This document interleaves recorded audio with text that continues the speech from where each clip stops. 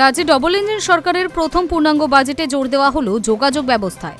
মুখ্যমন্ত্রী শুভেন্দু অধিকারীর পরিকল্পনা অনুযায়ী শহর কলকাতার গণ্ডি পেরিয়ে এবার জেলাগুলিতেও চলবে মেট্রো রেল। সোমবার অর্থমন্ত্রী স্বপন দাশগুপ্ত বাজেটে ঘোষণা করেন, এবার শিলিগুড়ি, দুর্গাপুর, আসানসোল শহরে মেট্রো পরিষেবা চালু করতে চায় রাজ্য সরকার। সেই সঙ্গে পুরুলিয়া, মালদহে তৈরি হবে বিমানবন্দর। আরও বড় ঘোষণা, দমদম আন্তর্জাতিক বিমানবন্দরের চাপ কমাতে এর অদূরে কলকাতাতেই তৈরি হবে আরেকটি বিমানবন্দর। এছাড়া পূর্ব ঘোষণা অনুযায়ী পূর্ব মেদিনীপুরের তাজপুরের অদূরে দাদন পাত্রবারে তৈরি হবে গভীর সমুদ্র বন্দর। সেই ঘোষণাও করেছেন অর্থমন্ত্রী।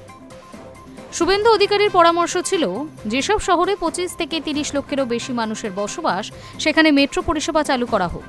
সেই মতোই বাজেটে প্রস্তাব রাখলেন অর্থমন্ত্রী। তার ঘোষণা, এবারে উত্তরবঙ্গের শিলিগুড়ি, পশ্চিম বর্ধমানের আসানসোল, দুর্গাপুরেও ছুটবে মেট্রো রেল। কাজ শুরু হবে দ্রুত। এই ঘোষণা নিঃসন্দেহে 3 শহরবাসীর জন্য বড় সুবিধা। পুরুলিয়া এবং মালদহে নতুন বিমানবন্দর তৈরি নিয়ে দীর্ঘদিন ধরেই আলোচনা চলছিল।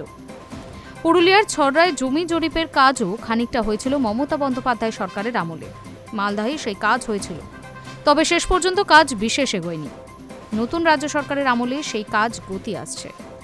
উত্তরবঙ্গের বাগডোগরা বিমানবন্দরের উপর চাপ কমিয়ে আকাশপথে যোগাযোগ আরও মসৃণ করতে মালদহে তৈরি হবে আরেকটি বিমানবন্দর। অন্যদিকে দুর্গাপুরের অন্ডাল বিমানবন্দরের পাশাপাশি জঙ্গলমহল এলাকায় যোগাযোগ ব্যবস্থা বাড়াতে বিমানবন্দর তৈরি হবে বলেও ঘোষণা করেছেন অর্থমন্ত্রী স্বপন দাশগুপ্ত। পাশাপাশি তাজপুর নয়, দাদন পাত্রবারে হবে গভীর সমুদ্র বন্দর। নতুন সরকার গঠনের পরেই ঘোষণা করেছিলেন মুখ্যমন্ত্রী। এবার সেই সিদ্ধান্তেই শিলমোহর পড়ল বিজেপি সরকারের প্রথম বাজেটে। দাদন পাত্রবারে পিপিএস মডেলে গভীর সমুদ্র বন্দর তৈরির প্রস্তাব দেন অর্থমন্ত্রী স্বপন দাশগুপ্ত। বীরভূমে ময়ূরাক্ষী নদের উপর 4 লেনের ব্রিজ তৈরির সিদ্ধান্তের কথাও ঘোষণা করা হয় এই বাজেটে। অর্থমন্ত্রীর ঘোষণা, দাদন পাত্রবারে পাবলিক প্রাইভেট পার্টনারশিপ মডেলে একটি আধুনিক গভীর সমুদ্র বন্দর গড়ে তোলা হবে। দীর্ঘদিন ধরেই পশ্চিমবঙ্গে একটি গভীর সমুদ্র বন্দরের দাবি ছিল। রাজ্যে উপকূলীয় বাণিজ্য, আমদানি রপ্তানি ও শিল্প বিনিয়োগের ক্ষেত্রে এই প্রকল্প বিশেষ গুরুত্বপূর্ণ বলেই মত বিশেষজ্ঞদের।